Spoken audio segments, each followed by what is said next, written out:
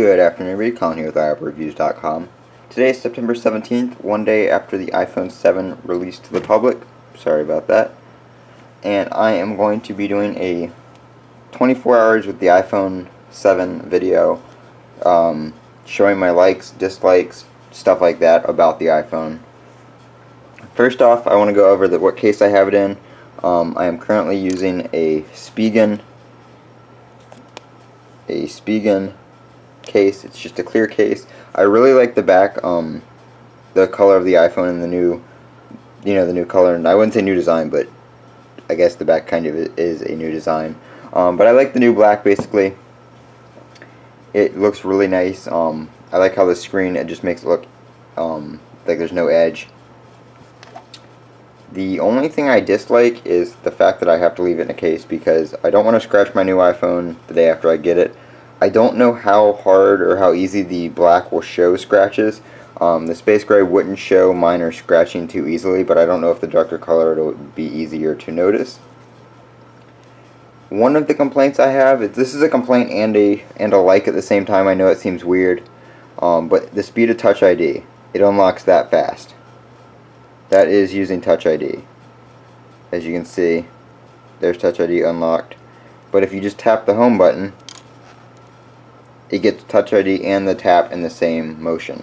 So if you want to look at a notification, you either have to use Raise to Wake or wake your phone with the lock button so your notifications don't go away. Because if you have a notification and you tap the home button, even quickly, it will still log in to your phone.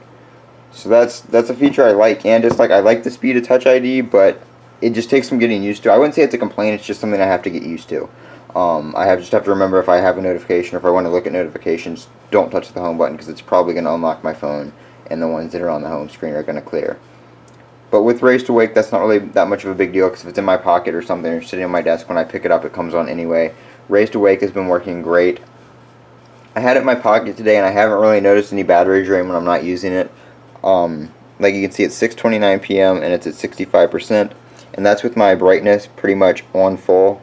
I like to use the brightness on full because it just makes the screen look better in my opinion. I can turn it down a little bit,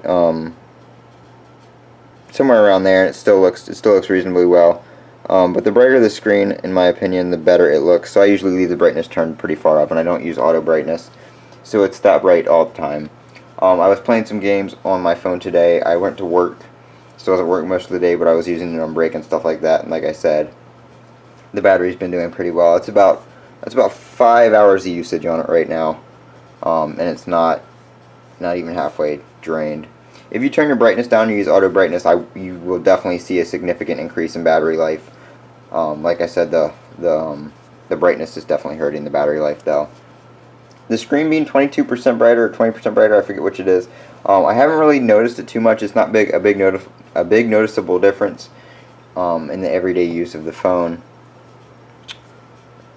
The next thing that is one of my favorite things is the new home button. I love the tap. I have mine set on 2, which is the mid-range for the haptic feedback. It feels almost like clicking the home button, but you can feel it more on the back of the phone. If your phone is sitting on a table, you feel it a little bit, but if you move your finger quick, you don't really notice it as much.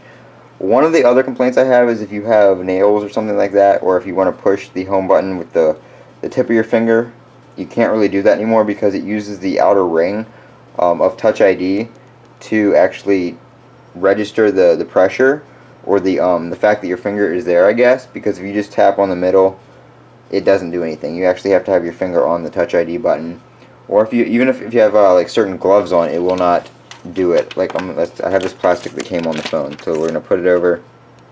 That does work, but if you just take like the tip of something and push it, nothing. So if you're wearing gloves in the wintertime or something like that, I don't know if it's gonna work yet. I don't have any gloves to test it out with. I guess I could put my so if you have your finger in like a clothing item, gloves, a shirt, something like that, it's not gonna work. So your skin does have to actually touch the button, which if you don't have like the touchscreen gloves in the winter, I don't know how well that's gonna work, especially since you have to press the home button to unlock your phone. It's not like you can just wake it up with the volume or the sleep wake button. So that might be a complaint later on down the road. I don't really wear gloves in the winter. I don't care that much. But for some people that live in colder climates, that might be something that's a complaint later on.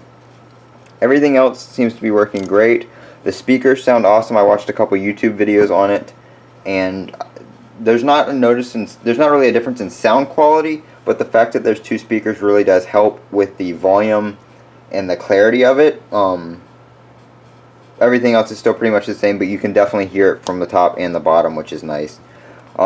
Next is the Lightning to 3.5mm adapter. I haven't used the actual adapter yet. I have used the Lightning headphones. They sound pretty nice. I was talking to a couple other people that got their phones today, and they said they think the Lightning headphones sound better, which is a reasonable assumption because it does use digital audio instead of analog audio like the 3.5mm headset jack. A lot of people said there won't be a noticeable difference in that, but like I said, people I've talked to, they have noticed a little bit of a difference. So those are my top things about the iPhone right now. After about 24 hours of usage, actually it's been a little bit more, but I'm loving the iPhone 7 so far. It's so quick compared to my iPhone 6. If you have an iPhone 6 or under, I would definitely recommend upgrading. If you have a 6S, it's kind of in between. You're not really getting too many features unless you really like the color of the phone or something like that. You're not really getting performance enhancements, but 6 and up, you're definitely getting a jump in performance. I've noticed things from web pages to apps to everything just loading quicker. Like browsing the web on Safari is so much faster on this phone than it is on the 6. But this has been Colin with AppleReviews.com. If you got the iPhone 7, let me know down in the comments. Let me know what your favorite features are, or your dislikes are, or if you're still waiting on your iPhone to be delivered. This has been Colin with AppleReviews.com. Don't forget to comment, rate, and subscribe. As always, have a great day.